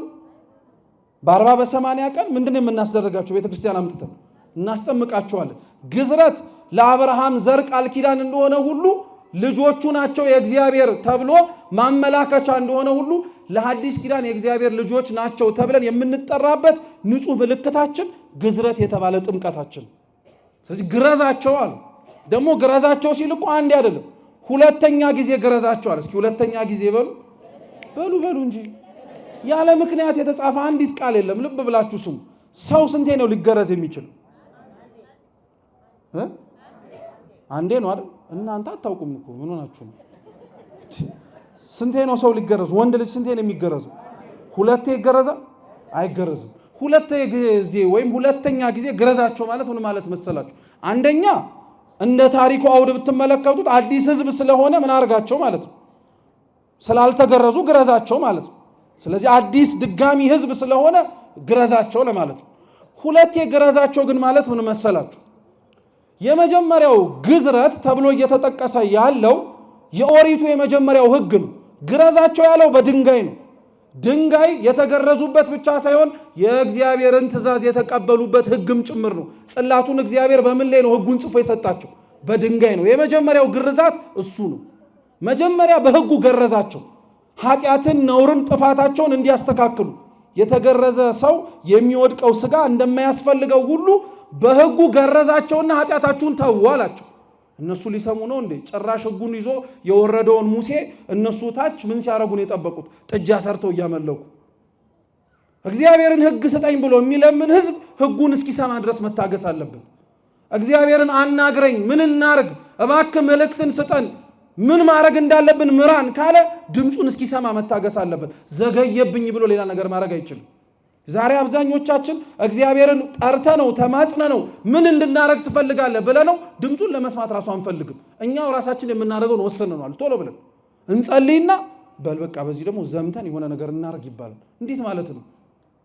ከሰማኸው እስከ ጥግ ድረስ ነው መስማት ያለብህ። አርግ ያለን እስከ ጥግ ድረስ ነው ማድረግ ያለብህ። እነሱ ከታች ሌላ ኃጢአት እየሰሩ ነበር። ስለዚህ እግዚአብሔር አምላክ መጀመሪያ የገረዛቸው በህጉ ነው። እስኪ መጀመሪያ በሉ የገረዛቸው በምኑ ነው? በህጉ ነው። ሁለተኛ ጊዜ ገረዛቸው ማለት ምን መሰላችሁ? ያ ኢያሱ አንስቶ እስራኤላውያንን ገርዟቸው የጣለበትና የተጠቀመበት ድንጋይ ጌታችን ኢየሱስ ክርስቶስ ነው። ቅዱስ ጳውሎስ አንደኛ ቆሮንቶስ መልእክቱ ምዕራፍ 10 ቁጥር 4 ላይ ያ እስራኤላውያን የውሃ ምንጭ ወጥቶላቸው ይጠጡበት የነበረው አለቱ ክርስቶስ እንደነበረ ይናገራል። ሁለተኛ ጊዜ ግረዛቸው ማለት የኦሪቱን ህግ ሰጥቻቸው ነበረ እንዲያዩት፣ እንዲመለከቱት፣ ራሳቸውን እንዲያስተካክሉበት። እሱ አልበቃ ቢለን እግዚአብሔር አምላክ ሌላ ጨመረልን። እሱ ራሱ ሰው ሆኖ አስተማረን። ሁለተኛ ግረዛቸው ማለት እሱ ነው። ቀጠለናስ ምን አለው? ስትሰሙ ቁስላቸው እስኪሽር ድረስ እዛው ያሉበት ቦታ ይቀመጧል። ምክንያቱም የተገረዘ ሰው ወዲያውኑ ተነስቶ ምን ማድረግ አይችልም፣ መንቀሳቀስ አይችልም። ምን ማለት መሰላችሁ? ቁስላቸው እስኪሽር ያሉበት ቦታ ይቀመጡ ማለት አንድ ሰው ኃጢአት ሲሰራ ከነበረ በደል ሲሰራ ከነበረ የእግዚአብሔርን ሕግ ሰምቶ አቁም ሲባል ማቆሙን ሊያቆም ይችላል። ግን ከኃጢአት በላይ ልምድ ክፉ ስለሆነ መተው ያስቸግሯል። ዛሬውን ዘፈን ኃጢአት መሆኑን ሁላችንም እናውቀዋለን። ለምን አናቆመው? 2 ቀን ታቆመውና 3ኛው ቀን ላይ ምን ያደርጋል? እንድታጉረመርሙ ያደርጋል። ትለዋለህ። ገብቷችኋል? ስለዚህ ትተን አንተውም ማለት ነው። ብትሰርቅ 3 ቀን 4 ቀን ልትሰበሰብ ትችላለህ።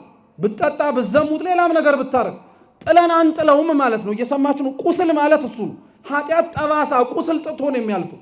ስለዚህ ምን አለ? እስኪሽሩ ድረስ እዛው ያሉበት ቦታ ይቀመጧል። እግዚአብሔር አስተምሮት ኃጢአቱን እንዲተው የመከረው ሕዝብ ይረፍ ማለት ከቤተ ክርስቲያን አይውጣ ማለት ነው። እዛው ይቀመጥ፣ ቁስሉ እስኪሽርለት መልሶ ወደ ወጣበት ኃጢአት እንዳይመለስ እግዚአብሔር እንዲጠብቀው አስቀምጧል። ከዛ በኋላ እግዚአብሔር ምን አላቸው? ፋሲካውን እንዲያከብሩ ነገራቸው። እንግዲህ ስሙ፣ ይሄ ሁሉ ቅድመ ዝግጅት ፋሲካ ለማክበር ነው። ፋሲካው ጌታችን ኢየሱስ ክርስቶስ ቅዱስ ሥጋና ክቡር ደም ነው። ግዝረቱ ጥምቀት ነው አልን። ሁለተኛው ግዝረት ማለት አምላክ ሰው ሆኖ የሰጠን ሕግ ነው አልን። ቁስል መሻር ማለት ኃጢአታችንን ትተን በጽድቅ መጠገንና መቆም ማለት ነው። ሰው ወደ ቅዱስ ሥጋው ወደ ክቡር ደሙ ሲመጣ ሊያደርገው የሚገባውን ቅድመ ዝግጅት አስቀድሞ ጌታችን በኢያሱ አሳየ። ይሄንን ሁሉ ካስደረጋቸው በኋላ ነው ቀጣዩ የቅዱስ ሚካኤል ታሪክ የሚመጣ። ልክ ፋሲካውን አክብረው በጨረሱ ጊዜ ላይ ኢያሱም ቀና ብሎ የኢያሪኮን ምድር ተመለከተ ይላል። እስኪ ኢያሱ በሉ። ምንን አየ? ኢያሪኮን አያት። ሊገቡባት እንወርሳታለን ብለው አስበው ወደ ከነዓን ሲጓዙ የሚያልፉባትን መሬት ተመለከተ። ኢያሪኮን በዓይኑ እየተመለከተ ከኢያሪኮ በሚያየው እይታ ውስጥ አንድ የተመዘዘ ሰይፍ የያዘ ሰው ከፊት ለፊቱ ቆመበት። ኢያሱ በጣም እኮ የሚገርም እንዴት ጽኑ ነው። አሁን እኔና እናንተ ተስፋ የምታረጉት ቦታ ወደ ቤተ ክርስቲያን ጠዋት እየመጣችሁ በሩ ላይ ጥበቃው ሳይሆን በጣም የሚያስፈራ ሰይፍ የያዘ የሚንቦገቦግ ሰው ቆሞ ብታዩም እንደምትሉት ኢያሱ ምን እንዳለው ታውቃላችሁ? አንተ ከማን ወገን ነህ ያለው? ከኛ ወገን ነህ ወይስ ከጠላቶቻችን ወገን ነህ? አሁን እኛ እንደዛ ብለን አንጠይቅም። ሲጀመር እንደዚህ ያለ ነገር ቤተ ክርስቲያን ላይ ቆሞ ስንመለከትም ምንም ቤተ ክርስቲያን የመጣን ሰዎች ብንሆንም ነገም መቼም አይቀርም እሱ ሲሄድ ወይ ዋታ ጠዋት ላይ ይመጣሉ ምናምን ብለን የምንሄደው። ኢያሱ በፍጹም ቆመ ፊት ለፊት። አንተ ከማን ወገን ነህ አለ እና ቅዱስ ቄርሎስ ምን ይላል? አንደኛ ዮሐንስ መልእክት ምዕራፍ 4 ቁጥር 1 ላይ እግዚአብሔር ከሚሰጣቸው ጸጋዎች መካከል አንዱ መናፍስትን መመርመር ነው ይላል። ምንን መመርመር? ኢያሱ ፊት ለፊቱ ቆሞ የተመዘዘ ሰይፍ ይዞ የታየውን ሰው አንተ ከማን ወገን ከኛ ነው ወይስ ከጠላቶቻችን ብሎ የጠየቀው መናፍስትን እየመረመረ ነው። ኢያሱ ከዚህ በፊት እኮ መላእክትን ሙሴ ሲያይ አይቷል። ለራሱም ጭምር ታይተውለታል። ከዛም ባለፈ ለመላእክት አዲስ አይደለም፣ ግን ሲገለጡለት መረመረ። ቁም ነገር እኮ አለው። ይሄ እኮ ትምህርት ነው።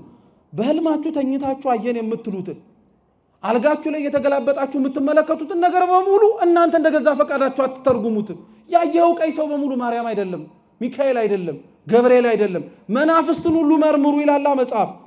አንተ ከማን ወገን ነህ ብለህ መጠየቅ አለብህ። ከኛ ነህ ወይስ ከጠላቶቻችን ወገን ነህ? ምክንያቱም ቅዱስ ጳውሎስ የገላትያ መልእክቱ ምዕራፍ 1 ቁጥር 8 ላይ ሰይጣን ራሱን የብርሃን መልአክ አድርጎ እንደሚመጣ ይናገራል። ራሱን የብርሃን መልአክ አድርጎ የሰማይ መላእክት የማይሰብኩትን ስብከት እየሰበከ ይመጣል።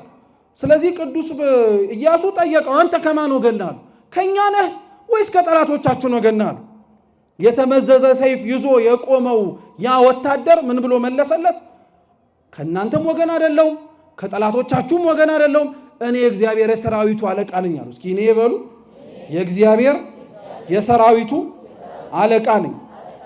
ያ የተመዘዘ ሰይፍ ይዞ የቆመው ወታደር የመጣው ቅዱስ ሚካኤል እንደሆነ እናውቃለን። ለምን እንዴት እንደሆነ እነግራችኋለሁ። ግን ቅዱስ ሚካኤል የመጣው ማንን ሊረዳ ነው? አረ መልሱ ተው። እስራኤላውያንን ነው። ኢያሱ እስራኤላዊ ነው። ህዝቡ እስራኤላዊ ነው። ከማን ወገን ነህ ሲለው ከእናንተ ጋር ነኝ ቢለው ምን ችግር አለ? ምንም እኮ ችግር የለም። ሊረዳው የመጣው ማንን ነው? እነሱን ነው። ከጠላቶቻቸው ወገን እንዳልሆነ እናውቃለን። እየሰማችሁ ነው። ከጠላቶቻቸው ወገን እንዳልሆነ እናውቃለን። ከነሱ ወገን እንደሆነ እናውቃለን። ግን ከማን ወገን አይደለሁም አለው? ካንተም አይደለሁም ከጠላቶች ከነሱም ወገን አይደለሁም፣ እኔ የእግዚአብሔር የሰራዊቱ አለቃ ነኝ አለው። ምን ለማለት ተፈልጎ ነው? የመላእክት ተፈጥሮ እንደ ሰው ልጅ ተፈጥሮ አይደለም። ከናንተ አንዱ አይደለሁም ከናንተ ወገን አይደለሁም የሚለው በሰው አምሳል ታየው እንጂ እንደ ሰው ሥጋ ያለኝ እንዳልመስልህ እያለው እየሰማችሁ ነው። ከነሱም ከጠላቶችም ወገን አይደለሁም ማለት እንደዚሁ ተመሳሳይ ነው። ሰው አልሆንኩም ብቻ አይደለም ያለው፣ ወይንም ደግሞ እንደ ሰው ሥጋ ያለኝ አይደለሁም እኔ ረቂቅ ፍጡር ነኝ እያለው ነው። በአንጻሩ ደግሞ አይ ከጠላቶችም ወገን አይደለሁም ሲለው ተመሳሳይ መልእክት እየሰጠው ነው። አጥፊም ሆኜ አይደለም የመጣሁት እኔ አንተን ልረዳን የመጣሁት እያለው በተፈጥሮ እነሱን እንደማንመስል እኛም እነሱን ልንሆን እንደማንችል አስረግጦ ነገሩ። እኔ ከናንተ ወገን አይደለሁም ማለት እኔ የእግዚአብሔር ሰራዊቱ አለቃ ነኝ አለ።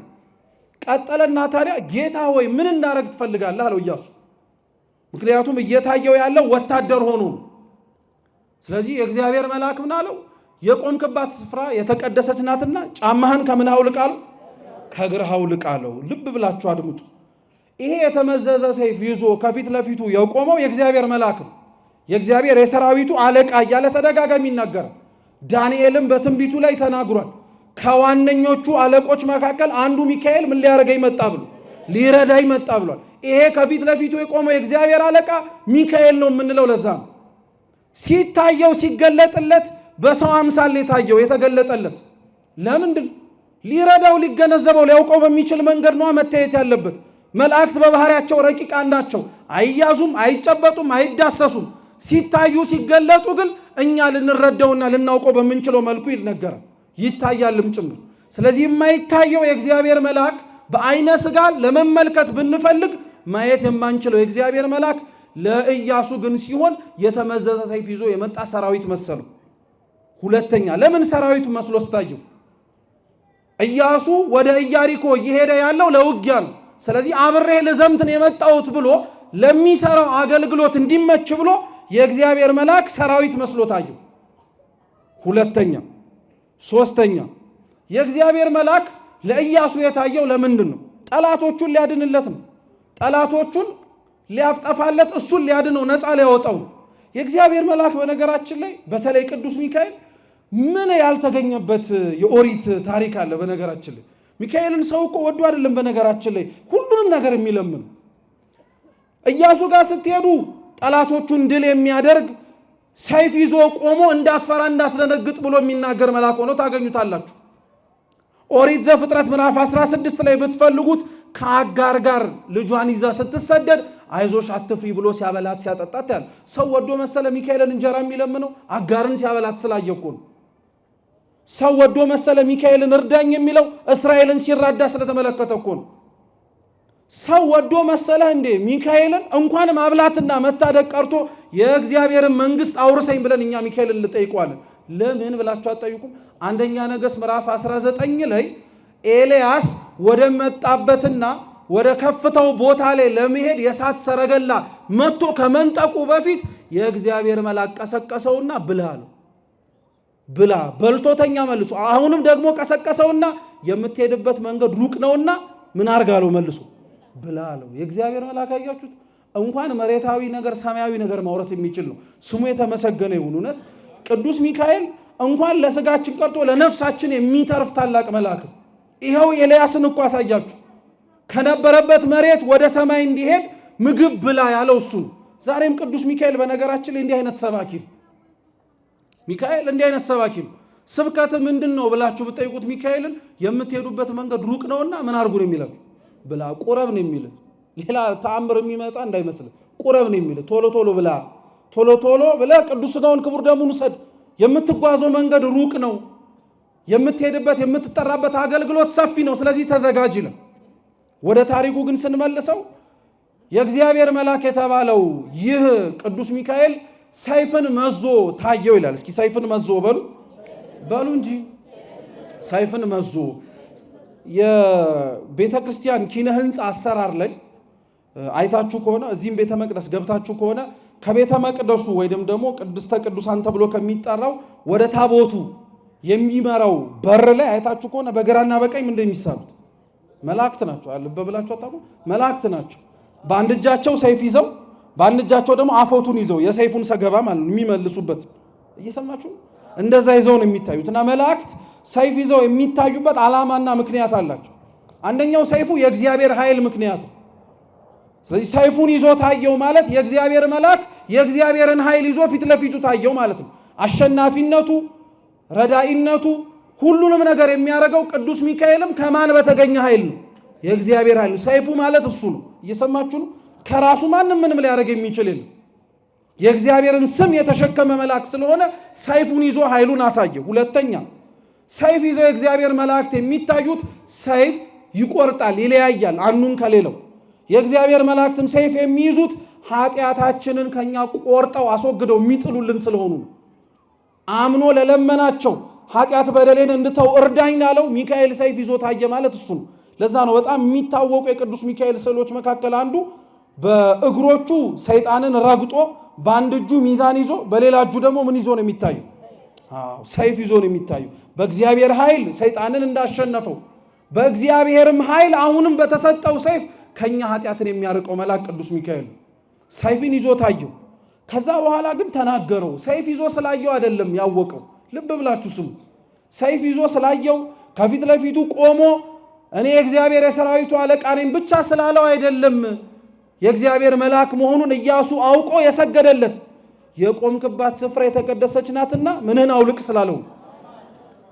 ይሄን ንግግር በነገራችን ላይ ለኢያሱ ይሄን መልአክ ከመናገሩ በፊት ለሙሴ ነገረው። ኦሪት ዘጸአት ምዕራፍ 3 ላይ እግዚአብሔርም ሙሴን በሐመልማሉና በነበልባሉ በኩል ታላቅ ምልክትን ሲያይ ሙሴ ደነገጠ። ምን አይነት ምልክት ነው ብሎ ሊጠጋ ሲል የእግዚአብሔርን መልአክ በሚያየው በዛ ተአምር ምልክት ላይ ቆሞ የቆምክባት ስፍራ የተቀደሰች ናትና ምንህን አውልቃል። ስለዚህ ሙሴ ለኢያሱ ነግሮታል። እግዚአብሔርን ለመጀመሪያ ጊዜ ሲያገኘው የመጀመሪያ ሙሴን የነገረው ነገር ጫማህን አውልቅም። አሁንም ኢያሱን የእግዚአብሔር መልአክ ለመጀመሪያ ጊዜ ኢያሪኮን ከመውረሱ በፊት ሲያገኘው ጫማህን ምን አልቃል። የእግዚአብሔርን መልአክ ሚካኤልን በምኑ ታውቁታላችሁ ከተባላችሁ በንግግሩ ነው የምታውቁት። ሚካኤል በንግግሩ ይታወቃል። ከእግዚአብሔር የሚያቀርብ ነገር ነው የሚናገረው። ወደ አምላክ የሚወስድ ነገር ነው የሚናገረው። የቆምክባት ስፍራ የተቀደሰች ናትና ጫማህን አውልቅ አለው። የእግዚአብሔር መልአክ እኮ ቆሞ የታየው ኢያሪኮ ላይ እኮ ያ የሚወርሷት መሬት እኮ አሕዛብ የመሉባት ቦታ ነው። ልብ ብላችሁ ስሙ አደረ። በኃጢአት በነውር በክፋት የሰለጠነች ቦታ ላይ የእግዚአብሔር መልአክ ቆሞ ሲያየው ሰገደ። የቆመበትን ቦታ ሳይሆን የቆመውን እሱን ያየው። የእግዚአብሔር መልአክ የቆመበት ቦታ በሙሉ ቅድስና አለው። ቦታው እንኳን የረከሰ ቢሆን፣ ቦታው እንኳን ያልተገባ ቢሆን እሱ ካለ ግን ሁሉም ነገር ይቀደሳል፣ ይባረካል። እና እውነት ለመናገር ክርስቲያኖች ኢያሪኮ ማለት በቃ እኛንን ሀገራችን በሉት በቃ የምንሰማው የምናየው የምናደምጠው ነገር በሙሉ በጣም ጆሮ ጭው የሚያደርግ ነገር ነው። ሚካኤል ሲቆምበት ግን ሁሉም ነገር ይረጋጋል፣ ጸጥ ይላል።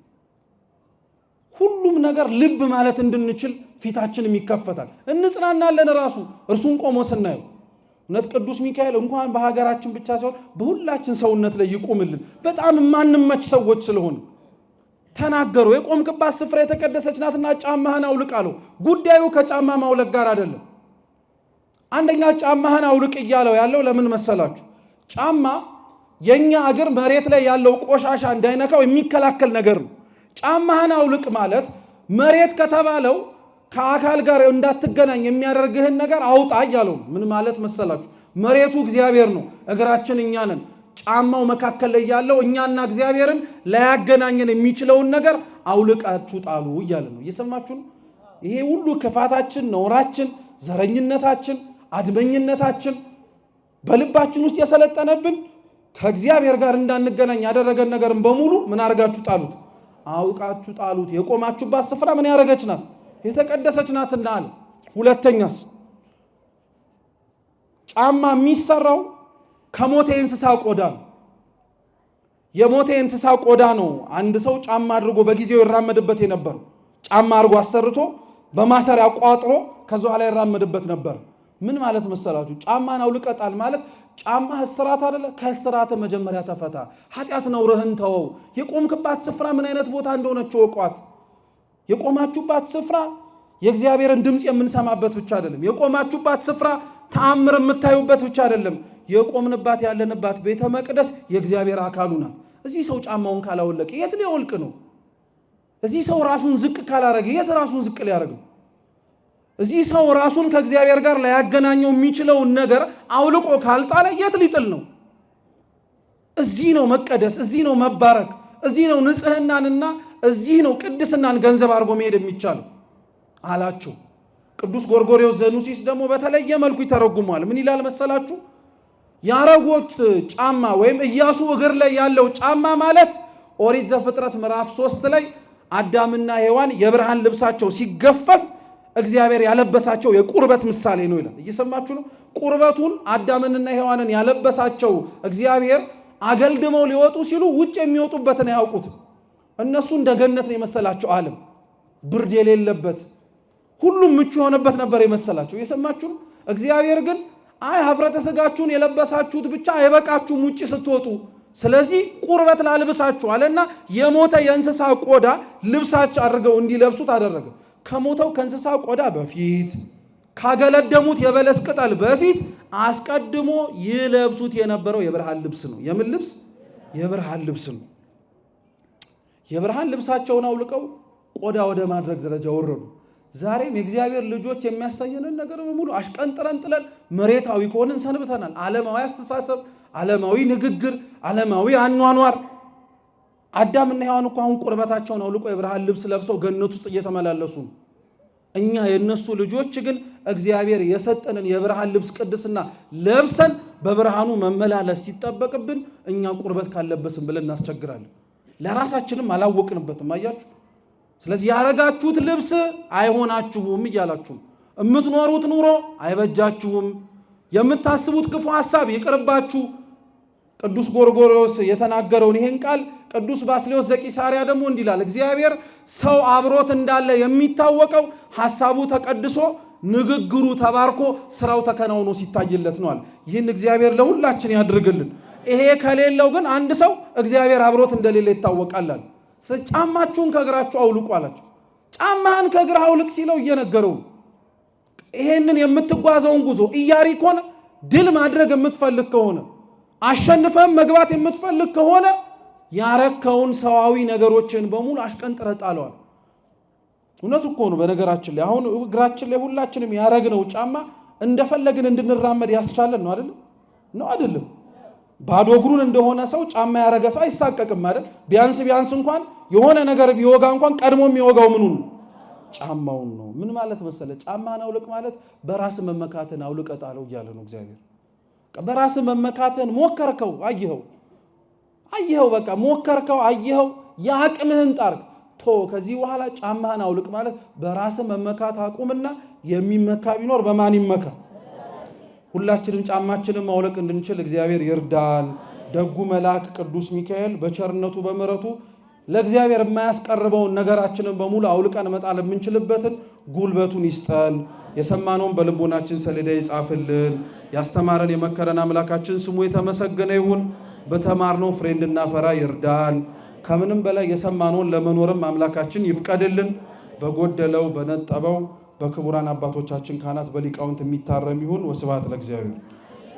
ይህችን ዓለም መውደድ ልብን ያውካል፣ መንፈሳዊን ታጨልማለችና ዓለምን የናቁ በዲያብሎስ ላይ የዘመቱ መነኮሳት በምስራቅ በለሳ ማር ቅዱስ ሚካኤል አንድነት ገዳም ከትመዋል። ገዳማት በቅዱሳን አባቶች ጸሎት ታጥረው የሚኖሩ ስለ ሀገር ሰላምና አንድነት የሚጸልዩ የመነኮሳት ሰፈር ናቸው። ዛሬ ግን የማር ቅዱስ ሚካኤል አንድነት ገዳም በችግር ላይ ይገኛል። ድርቅ፣ ጦርነት፣ የማረፊያ በዓታ ለመኖር፣ የውሃ፣ የመብራት፣ የመንገድ አለመመቻቸት፣ ብቻ ብዙ ወዲህ ገዳሟን አጽንቶ ለማቆየት የሚደረግ ግብግብ። አዎ ገዳማውያን ይጣራሉ። ምጽዋት ማድረግ ከእግዚአብሔር የሚሰጥ የርኅራኄ ልብ ነው። ዳግመኛ ስማይ ልንገርህማ፣ በእግዚአብሔር ቸርነት የሚሰጥ ምጽዋት ለሰው ማዘን ነው። አንድም አስተካክሎ መስጠት። ርኅራኄን ገንዘብ በማድረግ ገዳማውያንን እንታደጋቸው።